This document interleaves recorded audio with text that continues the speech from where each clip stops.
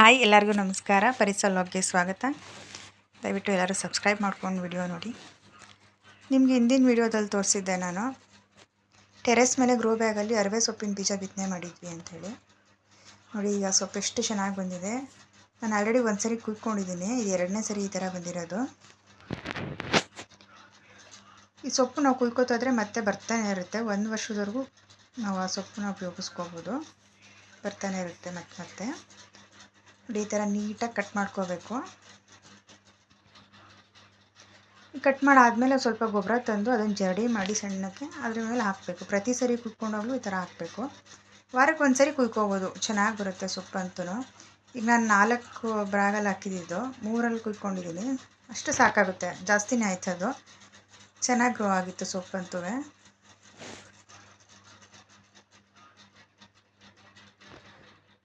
ಕುಯ್ಕೊಂಡು ಸ್ವಲ್ಪ ಅದನ್ನಲ್ಲೇ ನೀಟಾಗಿ ಸೋಸ್ಕೊಂಡು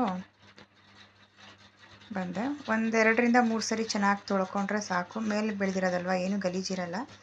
ಸ್ವಲ್ಪ ಎಲೆಗಳೇನಾದರೂ ಹುಳ ಆಗಿರುತ್ತೆ ಅಂಥೇಳಿ ಒಂಚೂರು ನೀಟಾಗಿ ನೋಡ್ಕೋಬೇಕಷ್ಟೆ.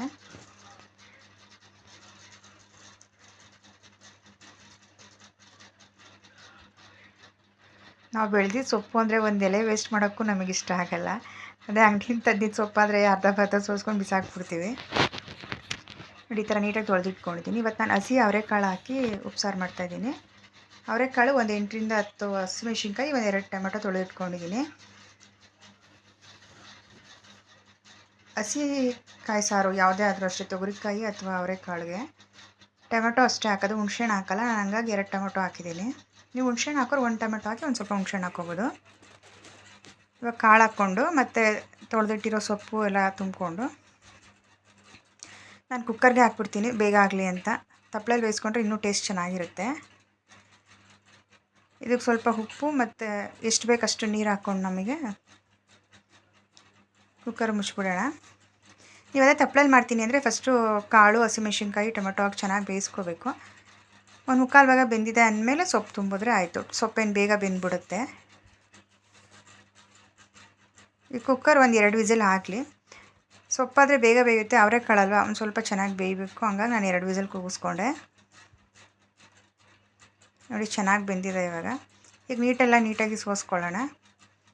ನಾವು ಹಾಕಿದ ಹಸಿಮೆಣ್ಸಿನ್ಕಾಯಿ ಮತ್ತು ಟೊಮೆಟೊ 2 ಎತ್ತಿಟ್ಕೊತಾ ಇದ್ದೀನಿ. 2 ಎತ್ತಿಟ್ಬಿಟ್ಟು ಈ ಥರ ಸಬ್ಸಾರು ಬೇರೆ ಮಾಡಿಟ್ಕೊಂಡಿದ್ದೀನಿ. ರುಬ್ಬಕ್ಕೆ ಅಂತೇಳಿ ಹಸಿಮೆಣ್ಸಿನ್ಕಾಯಿ, ಟೊಮೆಟೊ ಮತ್ತು ನಾನು 1 ಸೌಟಷ್ಟು ಅವರೆಕಾಳು ತೆಗೆದಿಟ್ಕೊಂಡಿದ್ದೀನಿ. ನಿಮ್ಮ ಕ್ವಾಂಟಿಟಿಗೆ ಹೇಗೆ ಅನುಕೂಲನೋ ಅಷ್ಟು ತೆಗೆದಿಟ್ಕೊಳ್ಳಿ. ಮತ್ತು ಇದು ಸೊಪ್ಪು ಕಾಳು ಬೇಯಿಸಿಟ್ಟಿದ್ದು ಎತ್ಕೊಂಡಿದ್ದೀನಿ. ಹಸಿ ಕಾಳಿಗೆ ಒಗ್ಗರಣೆ ಹಾಕಿದ್ರೆ ಅಷ್ಟು ಚೆನ್ನಾಗಿರಲ್ಲ ಅನಿಸುತ್ತೆ ನನಗೆ, ನಾನು ಹಾಕಲ್ಲ. ನೀವು ಹಾಕಬೇಕು ಅಂತ ಇರೋರು ಹಾಕೋಬೋದು ಒಗ್ಗರಣೆ.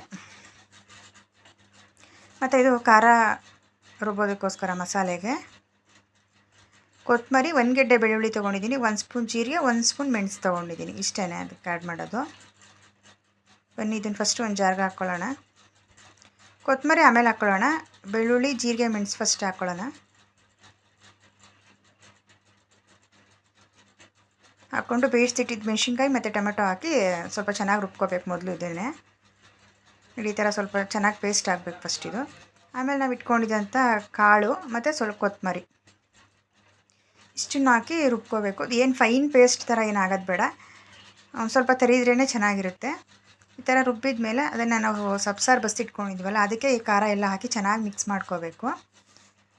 ಅಕಸ್ಮಾತ್ ಸಬ್ಸಾರು ಜಾಸ್ತಿ ಇದೆ ಅಂತ ಅನಿಸಿದ್ರೆ 1 ಲೋಟ ಎತ್ತಿಟ್ಕೋಬೋದು, ಕೊನೆಗೆ ನಮಗೆ ನೋಡಿ ಆ್ಯಡ್ ಮಾಡ್ಕೋಬೋದು ನಾವು. ನೋಡಿ ಈ ಥರ ಕಲಿಸ್ಬಿಟ್ಟು 1-2 ನಿಮಿಷ ಸ್ಟವ್ ಮೇಲೆ ಇಟ್ಟರಾಯಿತು. ತುಂಬ ಬೇಯಿಸಬಾರ್ದು, ಈ ಥರ 1-2 ಕುದಿ ಬಂದರೆ ಸಾಕು. ನೋಡಿ ಈ ಥರ ಉಪ್ಸಾರು ರೆಡಿ ಆಯಿತು. ನೀವು ಒಂದ್ಸರಿ ಮನೇಲಿ ಟ್ರೈ ಮಾಡಿ ಹೇಗಿತ್ತು ಅಂತ ಹೇಳಿ. Thank you.